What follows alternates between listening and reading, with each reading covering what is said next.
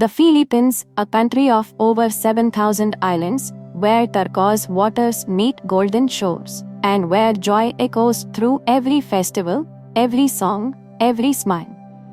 But beyond the beaches and the beauty, could this island nation hold a secret, one whispered in ancient scripture? Could the Philippines be part of God's divine plan? In this video, we are going to explore a possibility that might just change the way you see this nation forever. We'll look at what the Bible says and how it could connect to the story of the Filipino people, your story. Part 1. The Ends of the Earth. In the book of Isaiah, chapter 42, verse 10, there's a verse that says, "Sing to the Lord a new song, His praise from the ends of the earth." To ancient Israel, the ends of the earth meant places far, far away, lands they could barely imagine. Wild, untouched, unknown. Now look at a world map. The Philippines sits on the far edge of the globe, thousands of miles from the Middle East. It's about as far as you can go. So if you take this verse literally, the Philippines might fit that description perfectly. But this prophecy isn't just about geography. It's about transformation. It's about a place that once didn't know God, becoming a place that sings to Him. A land that once worshipped the wind, the sea, the stars, now raising its voice in praise to the one true Creator. Before missionaries arrived, the people of these islands honored nature, spirits, and ancestors. They lived with deep respect for the land and its mysteries. But then, something changed. Not just in religion, but in spirit. A new kind of faith took root, something powerful, something joyful, something unshakable. And today, the Philippines is known across the world for its deep and vibrant Christianity. Faith in real life. In the Philippines, faith isn't just practiced on Sundays. It's lived out every single day. You can see it in the way families pray together, in the rosaries hanging from rear-view mirrors, in the street processions, the songs, the candles lit at dusk. And perhaps one of the most beautiful examples, Simbang Gabi. For 9 days leading up to Christmas, millions of Filipinos wake before dawn, sometimes as early as 3 a.m., just to attend Mass. They sing. They pray. They give thanks. Not out of habit, but out of love. Ask yourself, would you do that? Wake up in the dark, in the cold, 9 days in a row, just to draw near to God. For Filipinos, it's not a burden. It's a joy. Part 2. The Islands in Prophecy. The Bible speaks not just of distant lands, but of islands. Verses in Isaiah and other books talk about coastlands waiting for God's law, about islands lifting up songs of praise. These passages are poetic and mysterious. They don't name the Philippines, but the image they paint feels strangely familiar. Could it be that God saw these islands long before explorers ever did? Could it be that He had a plan for this place all along? A nation seen by God. Whether or not the Philippines is directly named in prophecy, there's no denying that something sacred has happened here. A nation once full of ancestral rituals now pulses with Christian life. Churches rise from mountaintops to city streets. Faith is not just part of the culture, it is the culture. This is more than history. It's a calling. Maybe the Philippines isn't just a tropical paradise. Maybe it's a chosen place, a nation of praise, a people set apart to shine God's light from the farthest corners of the earth. And maybe, just maybe, that's exactly what it was always meant to be. Surely the islands look to me, and the ships of Tarshish bring your children from afar. Isaiah 69. It's a verse filled with wonder. a poetic image of distant lands reaching toward God, of ships carrying something precious, something sacred. In the Bible, islands often represent faraway places, remote, full of promise, waiting to be transformed. The Philippines, with its thousands of islands scattered across the sea, fits this image beautifully. And what about Tarshish? Its exact location is lost to time, but it was once known as a rich and distant land full of gold, pearls, and spices. Does that sound familiar? For centuries, the Philippines has been sought after for its natural beauty and its treasures. But maybe the greatest treasure was never material. Maybe it was faith. Practical moment, finding your spiritual calling. There's a deeper meaning here. A remote land becoming a beacon of faith. Now think about your own life. Have you ever felt like you were in a far-off place, disconnected, uncertain, searching for meaning? The story of the Philippines reminds us, even distant, overlooked places can be part of something extraordinary. Maybe you are part of something extraordinary. Wherever you are right now, physically, emotionally, spiritually, what if God can use that place to start something new in you?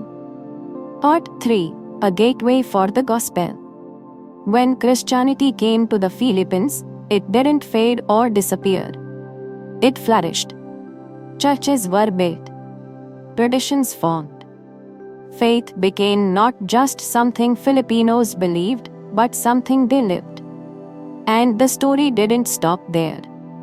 Today, many Filipinos live and work far from home as overseas Filipino workers or OFWs. But they don't leave their faith behind. In fact, they carry it with them.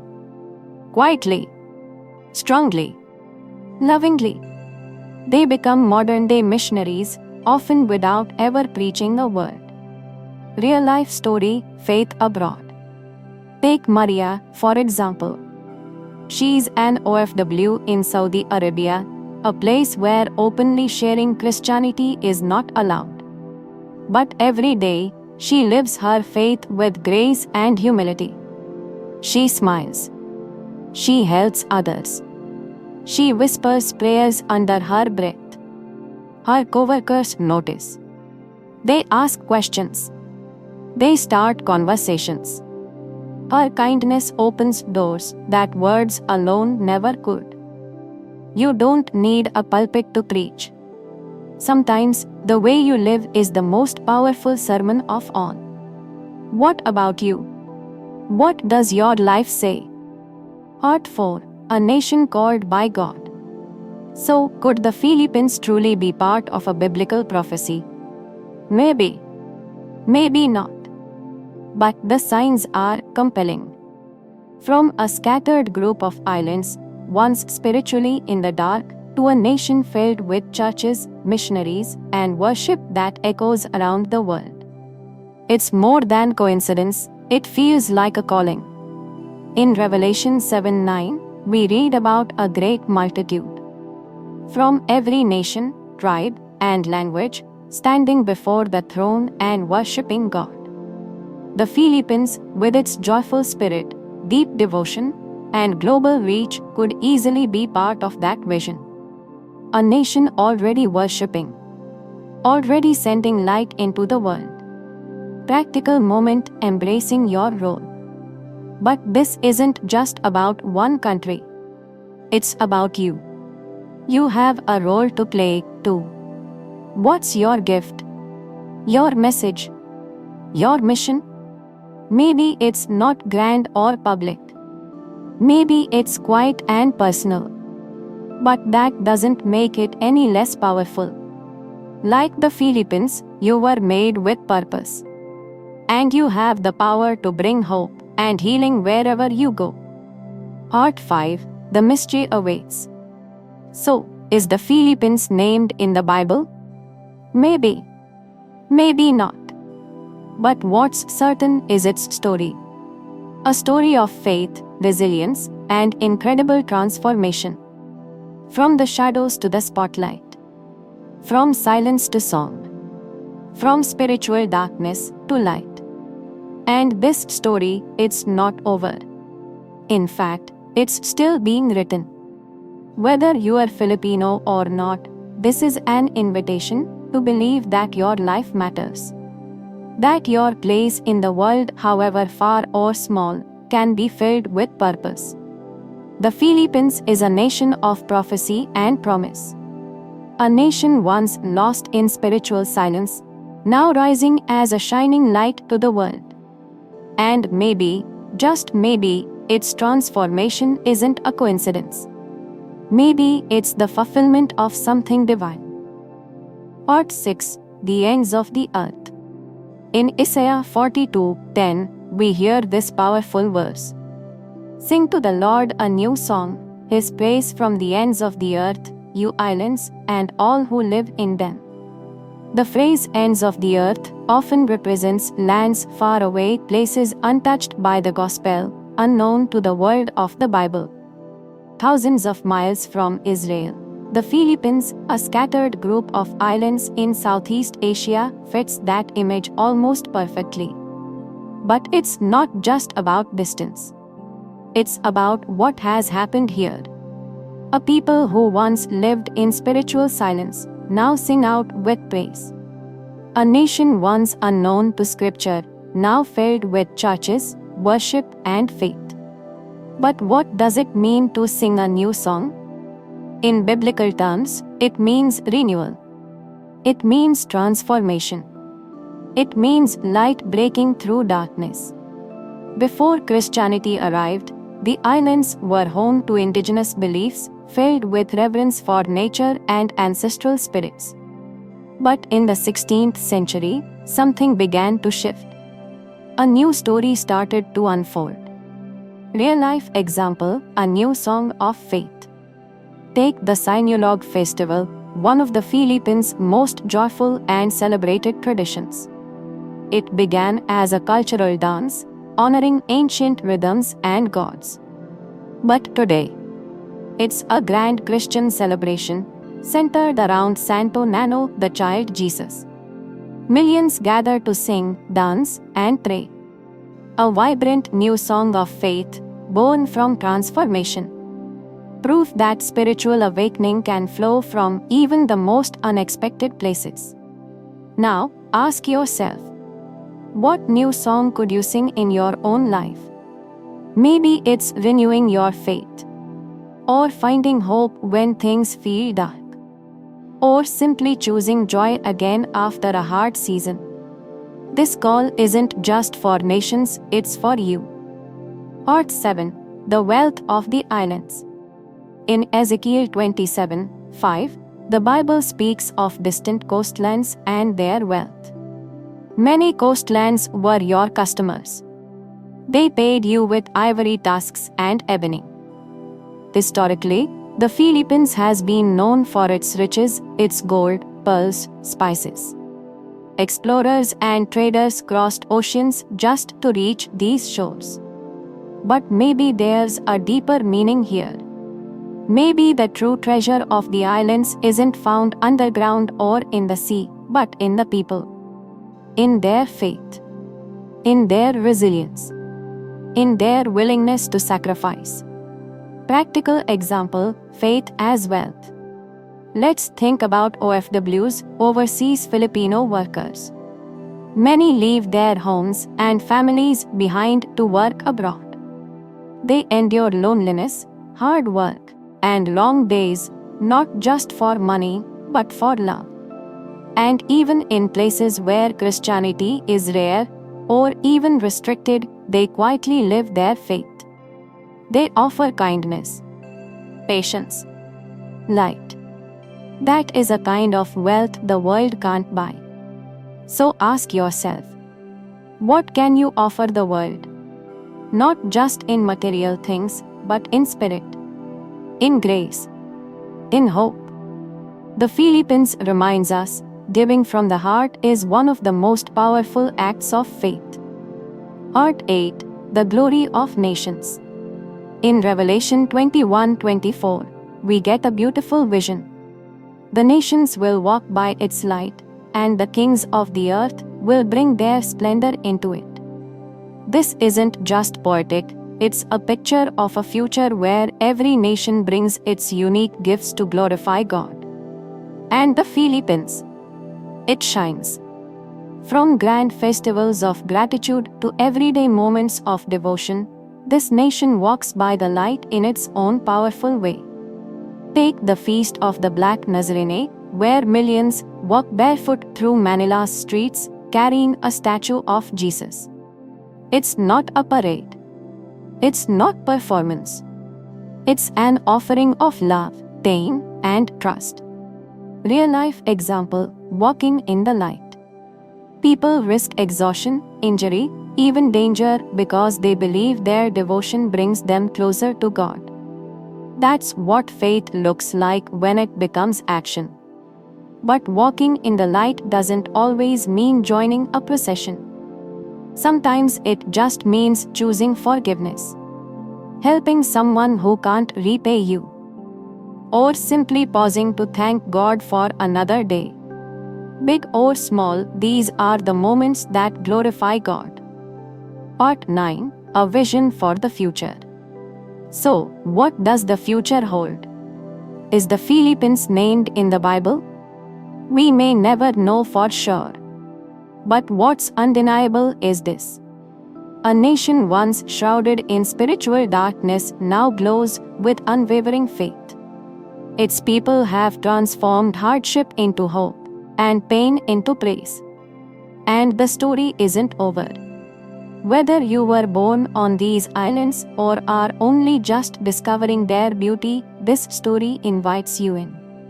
The story of the Philippines is not just one of prophecy. It's one of purpose. The story of the Philippines is still unfolding. With deep spiritual roots and a resilient spirit, this island nation continues to walk its path in God's greater plan. And as we look to the future, the vision of Revelation reminds us of something powerful. Even the smallest or most distant places have a purpose in the grand story of faith. Practical vision, building the future. The Philippines has a special opportunity not just to preserve its faith, but to share it with the world in new and meaningful ways. Imagine a future where Filipinos living abroad serve as mentors, passing on their values and culture to the next generation. Picture faith-led programs that don't just preach, but heal by tackling poverty, improving education, and bringing hope into places that need it most. This is more than a dream. It's a calling. And what about your vision for the future? What part can you play right where you are? Whether in your family, your workplace, or your community, you, too, can help build a better world. The Philippines, a nation of prophecy and purpose. A country of vibrant islands, deep faith, and a spirit that crosses oceans. Could this archipelago, tucked in the heart of Southeast Asia, be more than just a place shaped by history and culture? Could it be part of a divine design? Maybe even a nation foreseen in Scripture. Part 10. The islands will hear His voice. In Jeremiah 31:10, the Bible says, "Hear the word of the Lord, you nations, proclaim it in distant coastlands. He who scattered Israel will gather them and watch over his flock like a shepherd."